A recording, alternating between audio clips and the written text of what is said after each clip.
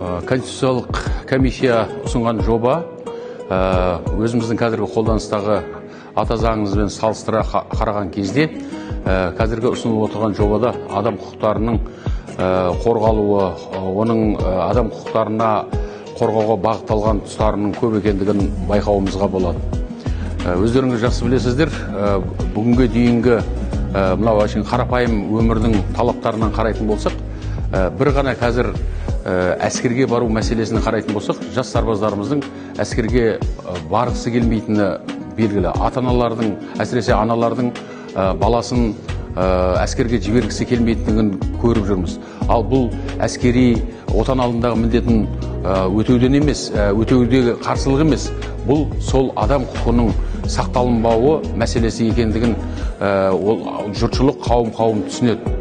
Міне біздің осы жаңа ұсынылған жобада адам құқықтарының үлкен жаңағы қорғауға бағытталғандығы, сонымен бірге адамдар кейде жаңсақтықпен, кейде білместікпен, кейде кездейсоқ жағдайда құқықтық жаңағы бұзушылықтарға жол беріп алып, олардың сотты болып қалуы мүмкін. Сондықтан да бір істі болған адам сол бір-ақ мәрте сол неге жауап беретіндігі, олардың қайта қоғамға қайтып келіп, жақсы адам болып қоғамға араласу мәселелерінің барлығын осы конституциялық негізде қорғалып жатқандығы ол көпшіліктің көңілінен шығады ғой деп ойлаймын.